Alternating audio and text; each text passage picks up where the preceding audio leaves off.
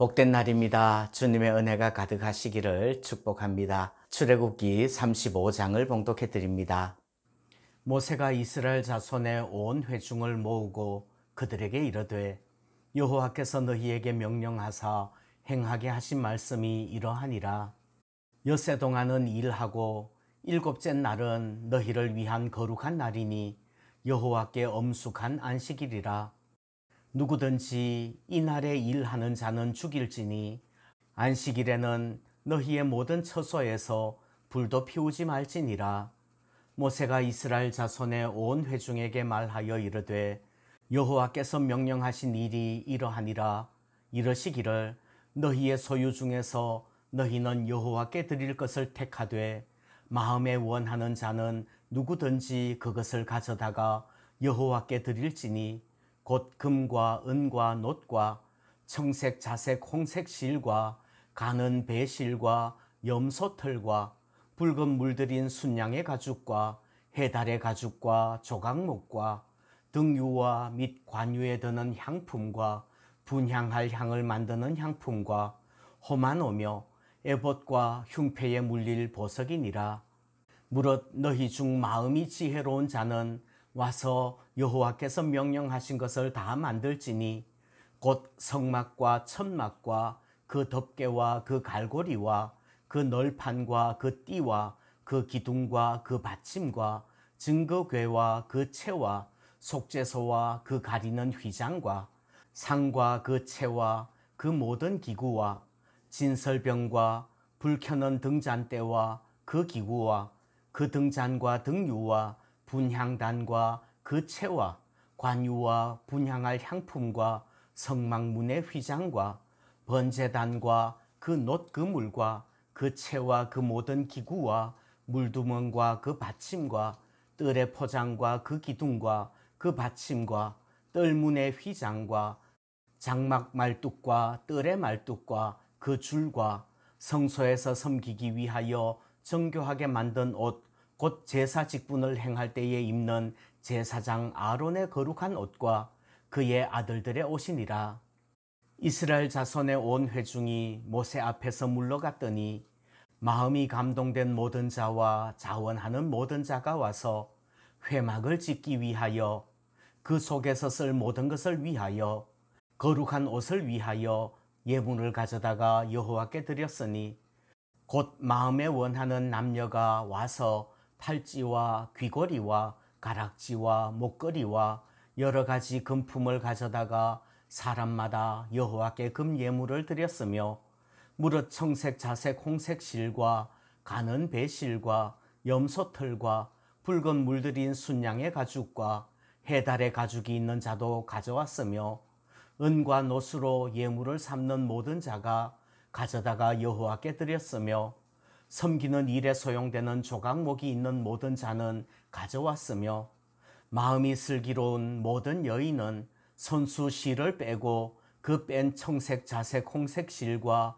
가는 배실을 가져왔으며 마음의 감동을 받아 슬기로운 모든 여인은 염소털로 실을 뽑았으며 모든 족장은 호마노와 및 에봇과 흉패에 물릴 보석을 가져왔으며 등불과 관유와 분향할 향에 소용되는 기름과 향품을 가져왔으니 마음에 자원하는 남녀는 누구나 여호와께서 모세의 손을 빌어 명령하신 모든 것을 만들기 위하여 물품을 드렸으니 이것이 이스라엘 자손이 여호와께 자원하여 드린 예물이니라.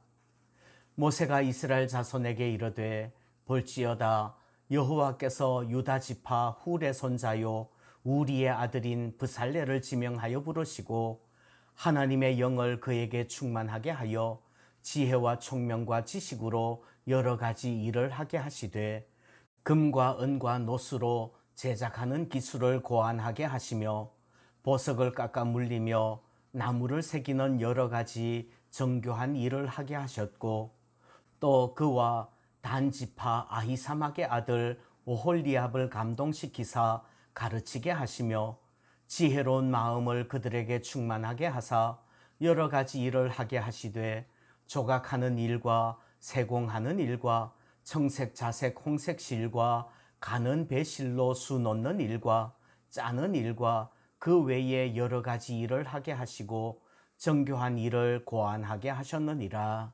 안식일을 지키라는 규례는 하나님께서 주신 십계명의 네 번째 계명으로 나옵니다. 그런데 출애굽기 전체를 보면 안식일을 지키라는 이 말씀이 반복적으로 참 많이 강조되어지고 있습니다. 먼저 십계명을 볼 때도요, 안식일을 지키라는 네 번째 계명이 제일 길어요. 네 절로 되어 있고요.